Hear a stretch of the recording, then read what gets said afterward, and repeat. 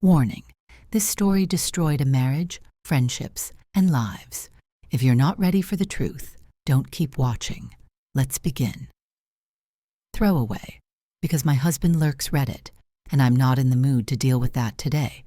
So yeah, I, 33F, cheated on my husband, 35Fem. Before everyone grabs their pitchforks, I want to say up front that things were already bad, and no, I'm not the villain he's going to paint me as, or at least not only the villain. We've been married 7 years, together for 10, no kids, important, both working full-time, and from the outside we looked fine, stable, boring, maybe, but fine. The first signs of trouble didn't come from cheating. They came from silence, the kind where you're both in the same room, scrolling on your phones, and you suddenly realize you don't remember the last real conversation you had. He'd come home, drop his keys in the same ceramic bowl, kiss me on the forehead like it was a chore, and disappear into his office. I'd make dinner, he'd eat half, say he was tired, and that was that. Rinse, repeat. I know Reddit loves to say communicate, but let's be honest. I tried. I complained. I hinted. I outright told him I felt lonely. He'd nod, say he was stressed from work, promise a weekend date that never really happened. And yes, before anyone asks, our sex life was dying a slow, sad death. Once a month, maybe. Usually initiated by me. Usually felt like a favor. So when people ask how infidelity starts, it's not always fireworks. Sometimes it's boredom mixed with resentment, mixed with the quiet certainty that no one is really looking at you anymore. That's where I was. Irritable, restless, probably bitchier than usual, which he noticed but chalked up to a phase. I didn't wake up one day planning to blow up my marriage. I just woke up already halfway out of it and told myself a lot of convenient lies to make that feel okay. Here's where I start lying, mostly to myself. I met him through work. I'm not even going to give him a fake name yet because that makes it feel more real than I want it to. He wasn't some shredded gym bro or mysterious bad boy. He was just attentive. That's it. He laughed at my jokes. He asked follow-up questions. He remembered things I said days later. Wild concept, I know. At first it was harmless. Complaining about deadlines, rolling our eyes at management. The usual workplace bonding crap. I told myself it was innocent because I never mentioned my husband unless someone directly asked. That omission already says a lot, but I pretended it didn't.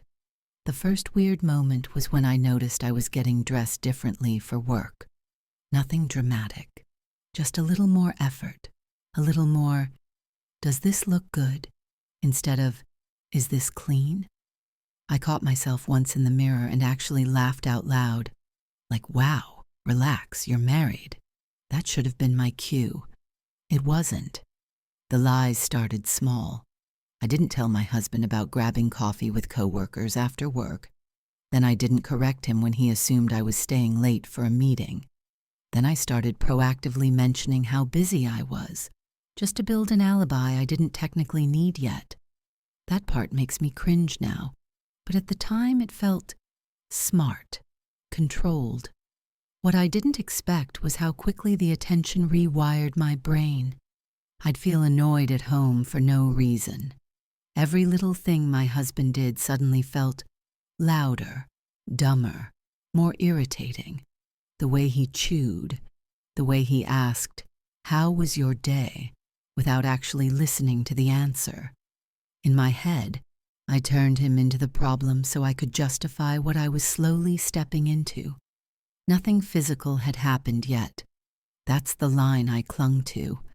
As long as I hadn't crossed that line, I told myself I was still a good person, still a good wife, just someone having a rough patch. Spoiler, that line gets crossed faster than you think. I wish I could say there was a dramatic moment where I paused and thought, this is wrong. Stop. There wasn't. It was more like a series of tiny steps where each one felt only slightly worse than the last, so I kept going. It started with texting, late at night, innocent stuff, obviously, memes, complaints about work, can't sleep you, kind of messages. I'd angle my phone away from my husband in bed and tell myself it was about not disturbing him, not about hiding.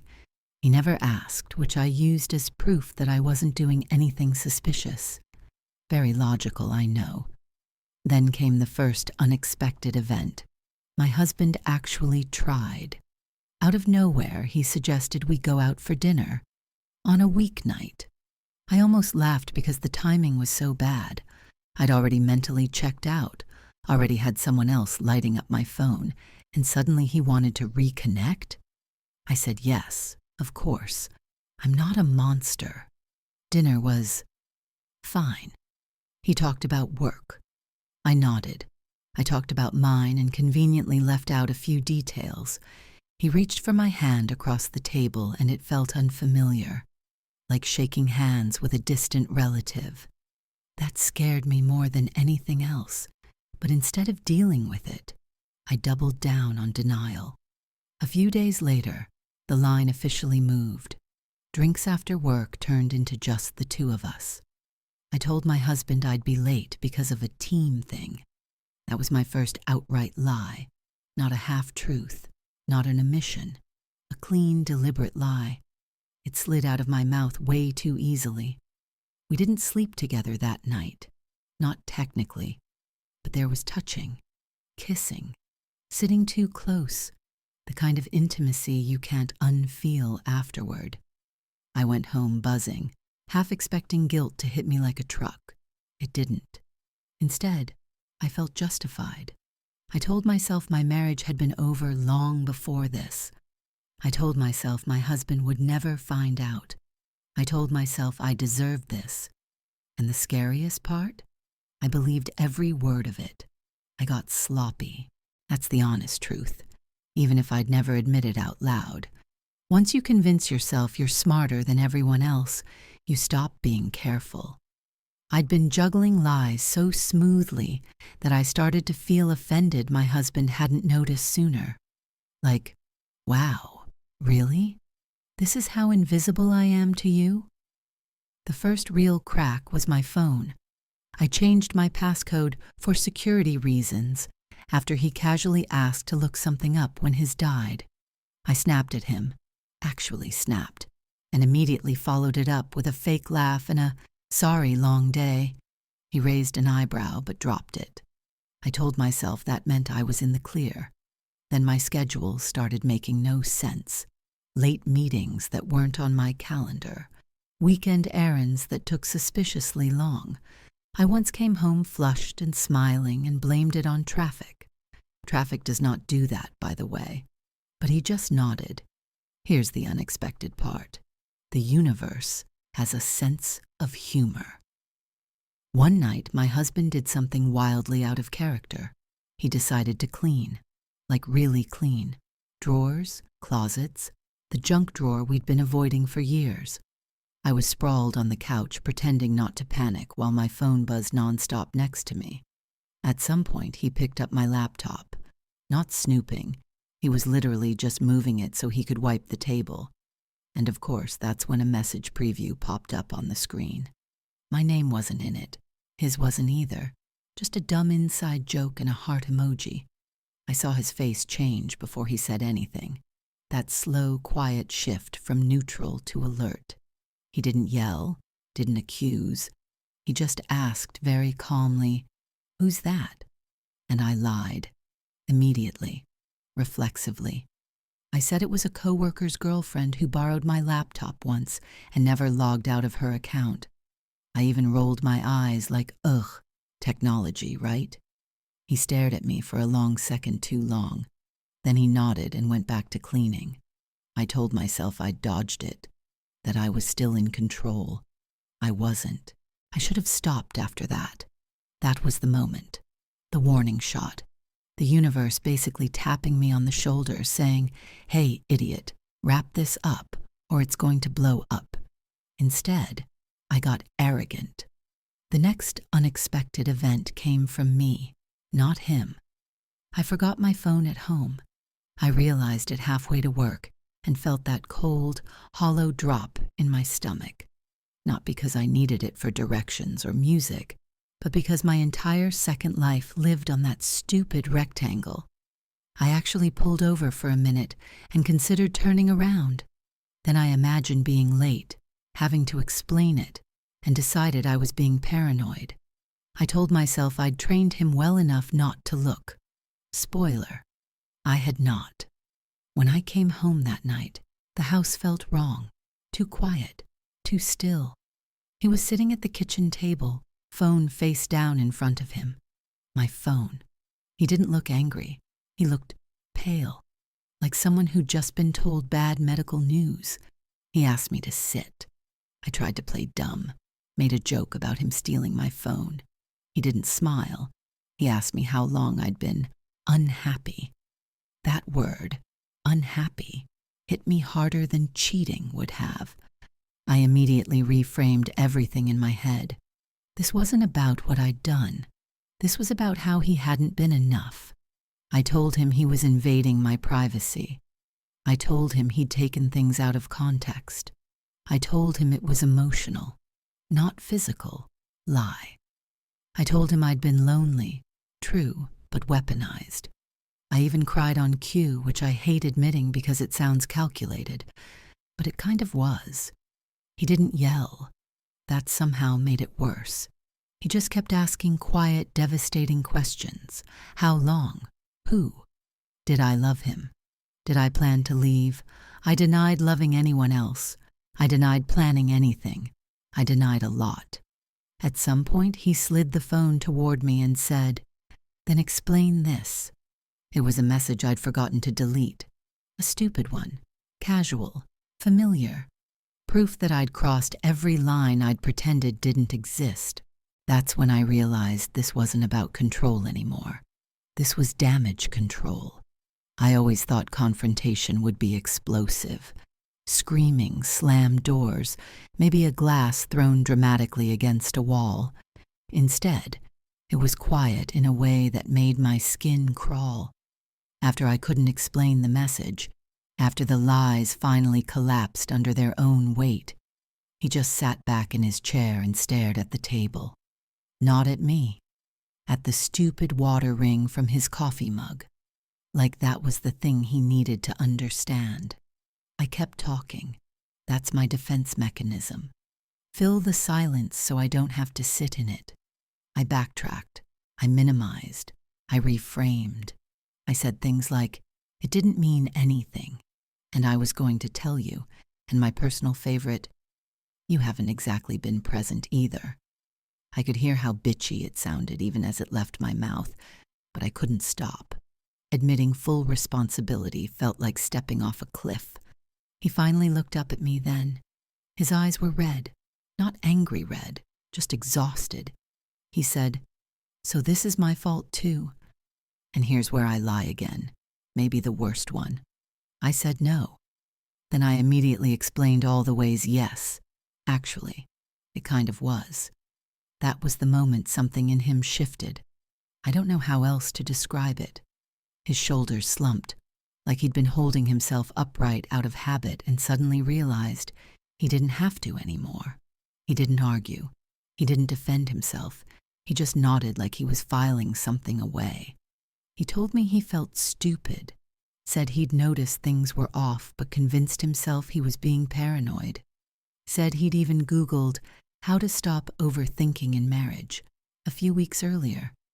That one landed like a punch to the throat, but I didn't say that.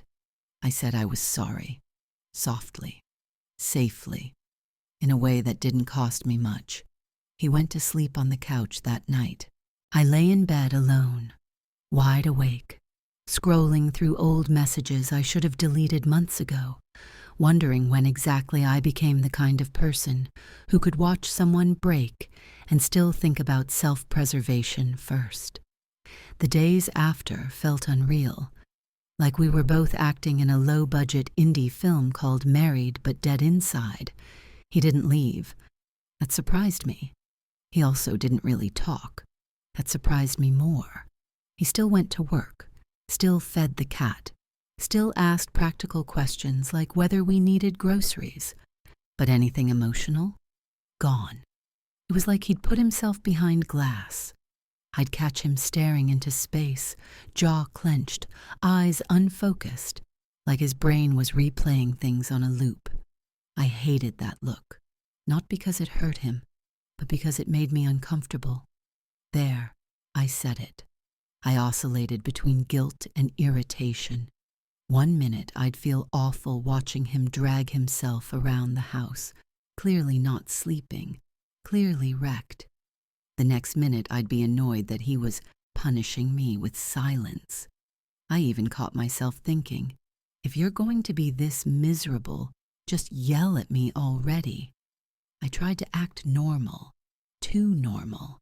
I made his favorite dinner one night like that would magically reset everything. He ate it, thanked me politely, and then went back to the couch. No comment, no reaction. It felt like failing a test you didn't even know you were taking. Here's another unexpected twist. He started journaling. I found the notebook by accident when I was looking for a charger. I didn't read it, I swear. But just seeing it freaked me out. Him processing things privately meant I wasn't controlling the narrative anymore. That scared me more than his anger would have. I asked him what he was thinking one night. He shrugged and said, I'm trying to understand how long I've been mourning a marriage that technically isn't dead yet. That line still pisses me off, even though it was painfully accurate. I told him I wanted to work on things, that I was willing to go to counseling, that I'd cut contact, all true. Also conveniently timed now that I'd been caught. He nodded again, same non-committal nod, and said he needed time. Time felt dangerous. Time gave him clarity. And clarity was the one thing I couldn't lie my way around. About a week in, something subtle but terrifying happened. He stopped asking me questions. No why, no how could you. No late-night spirals where I had to defend myself or comfort him or perform remorse. He just observed. Like I was a case study he hadn't decided how to classify yet. I'd talk and he'd listen politely, the way you listen to someone on a long flight when you don't plan to see them again. That's when I realized the balance had flipped. Before, I was managing his reactions. Now he was deciding my future, and I hated how little control I had. I started over-explaining, over-sharing, volunteering details he hadn't asked for, like some kind of reverse manipulation. See, I'm honest now, please believe me. It didn't land. Nothing did. Another unexpected event. He asked for my passwords, all of them. Phone, email, social media, everything. Calmly. Like he was asking for the Wi-Fi code. I wanted to argue. Privacy, trust, dignity, all the buzzwords.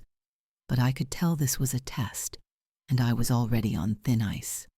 So I handed them over, smiling tightly, pretending it didn't make my skin itch. He didn't even check them right away, just wrote them down and put the paper in his wallet. That felt worse. He told me he'd scheduled an individual therapy appointment for himself, not couples counseling, not us, just him.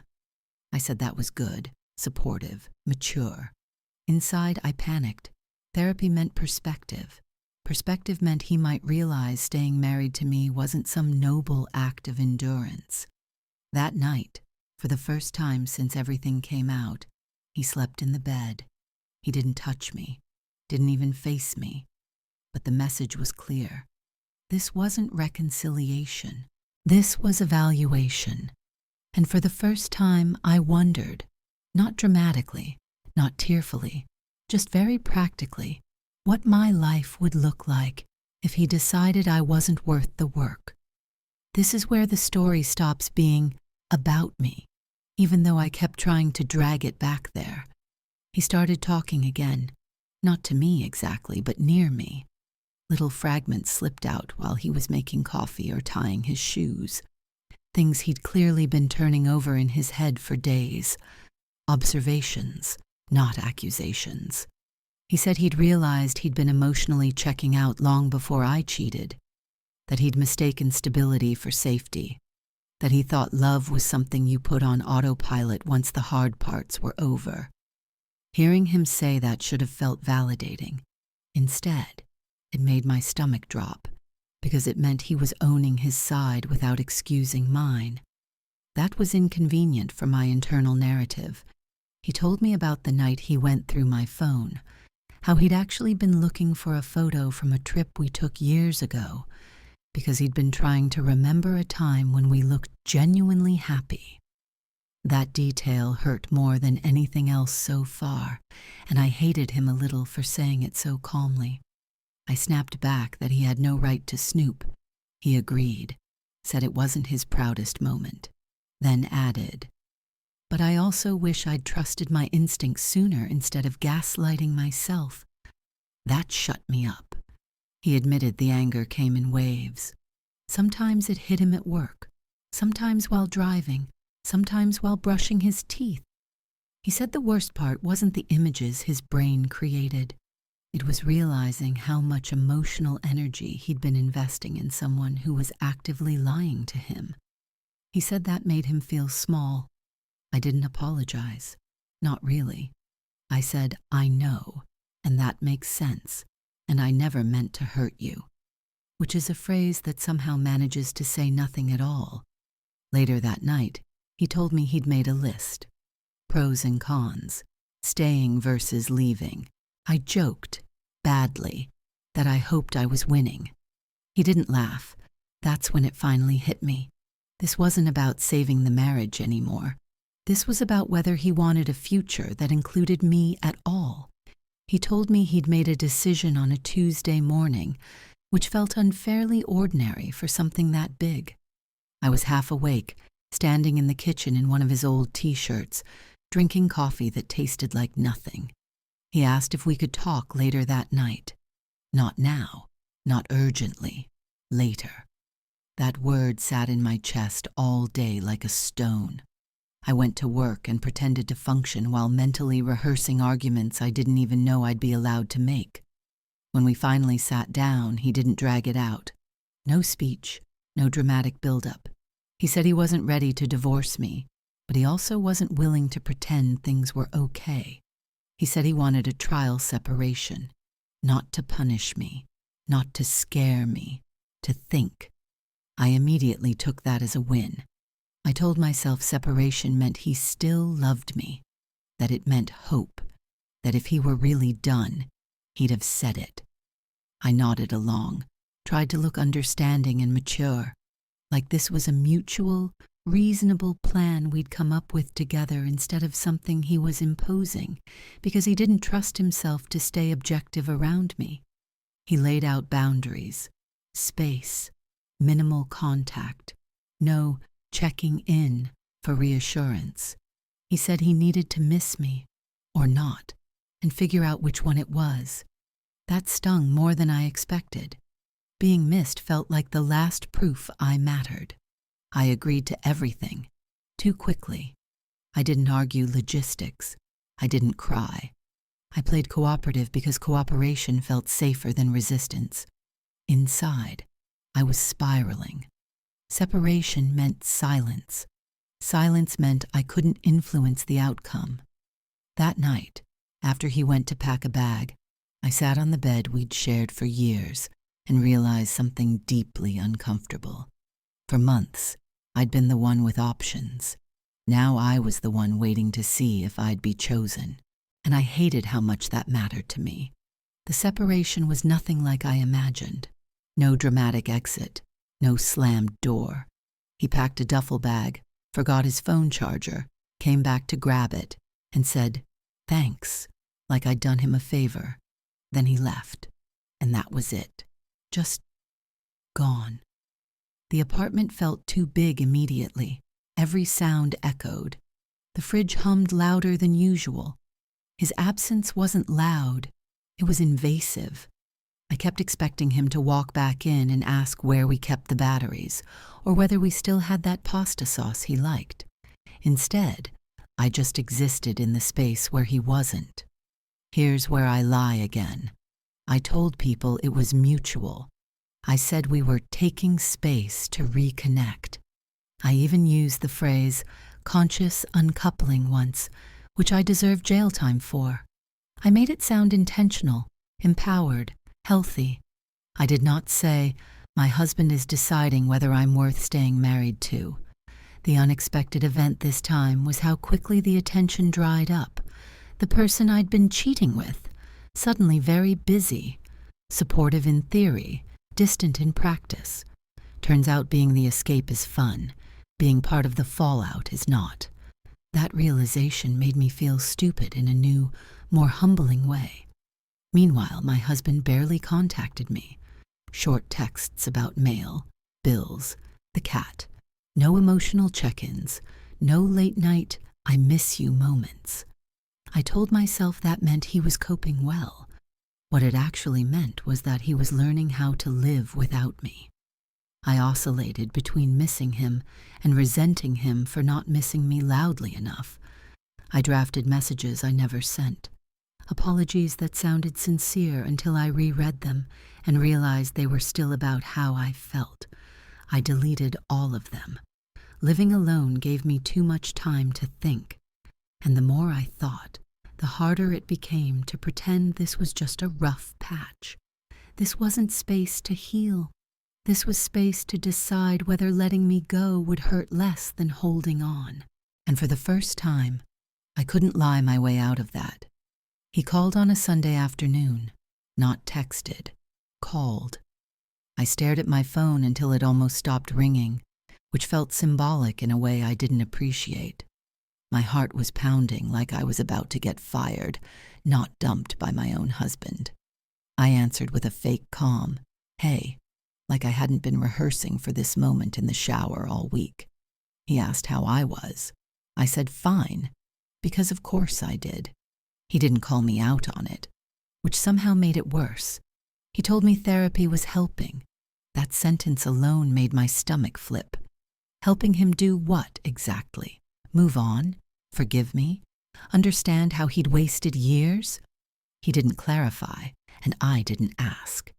Then he said he'd had an unexpected moment earlier that week. He'd gone grocery shopping and instinctively reached for the cereal I like, the overpriced one he always complained about. He said he stood there for a full minute holding the box, realizing he didn't need to consider me anymore. He could buy whatever he wanted. I laughed. I actually laughed. Reflex. Defense.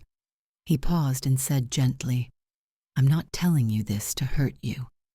That's when I knew this wasn't a reconciliation call. He said he wasn't angry all the time anymore, that the constant buzzing in his chest had quieted down. That scared me more than if he'd told me he was furious. Anger means attachment. Calm means distance. I tried to pivot.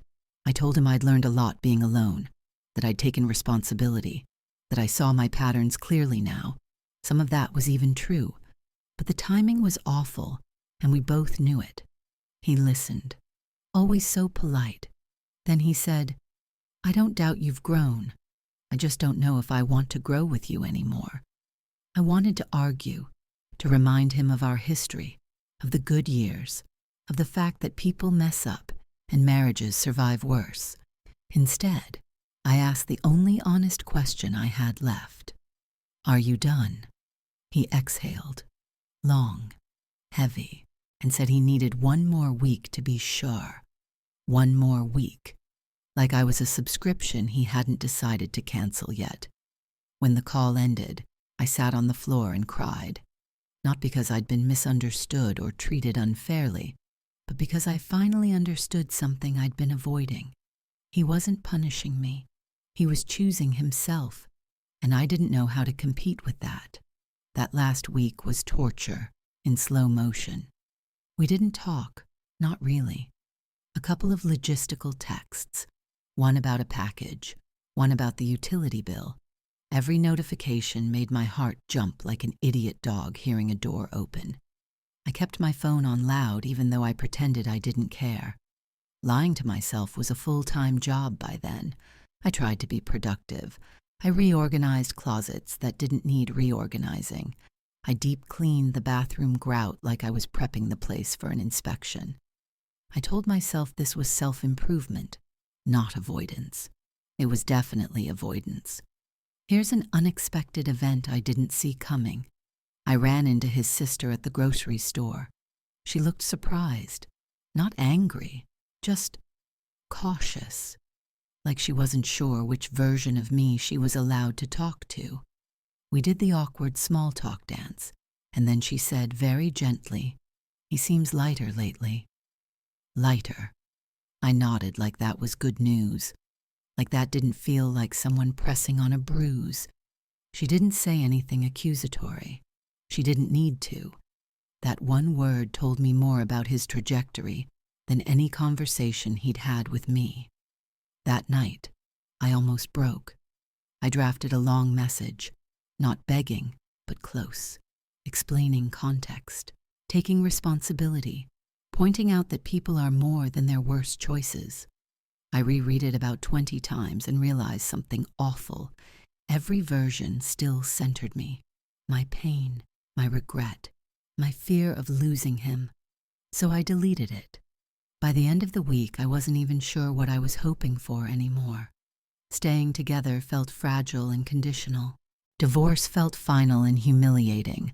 I wanted a third option that didn't exist, something where I didn't lose him and didn't have to fully face what I'd done. On the 7th day, he texted, "Can we talk tonight?" No emojis, no softening language, just a sentence that felt like a judge calling everyone back into the courtroom. I said yes, and then I waited, knowing that whatever came next would be the part of the story I wouldn't be able to lie about anymore. He came over instead of calling. That should have been my first clue. He stood in the doorway like a guest, not like someone who still belonged there. No hug, no awkward half smile, just a quiet hey. And then he stepped inside, looking around like he was seeing the place for the first time, or maybe the last. We sat at the kitchen table, the same one where everything had blown up weeks earlier. Full circle, I guess. I tried to read his face, but he'd gotten very good at not broadcasting his thoughts anymore. Therapy, probably. He didn't soften it. I'll give him that. He said he'd spent the week asking himself one question. If I met you today, knowing everything I know now, would I choose this life with you? And the answer, after a lot of thinking, was no. I felt that in my chest before it reached my brain, like the air got sucked out of the room, and my body panicked before my pride could kick in. I did what I always do. I tried to negotiate, not aggressively, not dramatically, just subtle little pivots. Counseling, time, a clean slate. I reminded him we'd survived other hard things. I even said, "I know I fucked up, but I'm not a bad person."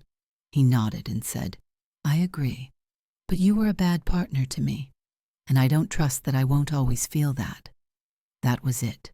No insults, no yelling, just a boundary so clear I couldn't argue with it without sounding delusional. He said he'd learned something important. That love without trust turns into self-abandonment. That he'd spent too long minimizing his own needs because it felt easier than risking conflict. He said he wasn't willing to do that again, with me or anyone. I cried then, not performative crying, real, messy, humiliating crying. I told him I was sorry, this time without excuses, without qualifiers. I don't know if it mattered, but it was real. He thanked me. Then he left. And just like that, the marriage ended not with a bang, but with a quiet click of the door shutting behind him. I stayed at the table for a long time, staring at the spot where his coffee mug used to leave a ring, finally understanding that this was the consequence part, not the dramatic punishment I'd imagined, but the calm, irreversible result of 1,000 small lies. We finalized things faster than I expected. No dramatic legal war, no screaming matches over furniture, just paperwork, a mediator, and a mutual agreement that dragging it out wouldn't resurrect anything worth saving. Very on brand for him, honestly. Clean, intentional, done. We had one last real conversation before everything was official. Not closure, he hates that word, but acknowledgement. He told me what this whole thing taught him, and I'm including it here because if this is a relationship advice subreddit, that part matters more than my feelings about it. He said he learned that ignoring your unhappiness doesn't make you loyal. It makes you complicit in your own erasure. That trust isn't just about fidelity. It's about believing your partner won't rewrite reality to protect themselves. He said if something feels wrong long enough, it probably is, and convincing yourself you're overthinking can be more damaging than being wrong. He told me his advice to others would be this: don't wait for betrayal to demand better communication, and don't stay just because leaving feels like failure. Sometimes staying is the real loss. I nodded. I didn't argue. I didn't try to reframe it. For once, I let his version stand without trying to edit it. Here's the part I don't say out loud very often.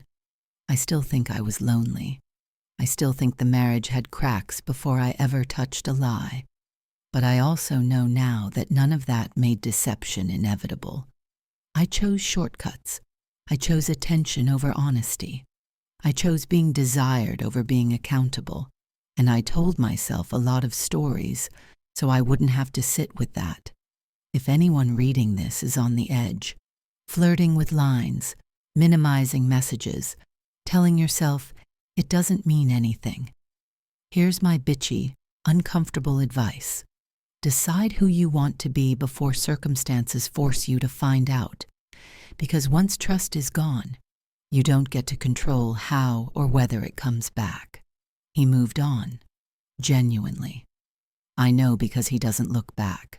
I'm still here, unpacking the mess I made, learning that lying convincingly doesn't make you right. It just delays the moment you have to face yourself. And trust me, that moment always shows up eventually.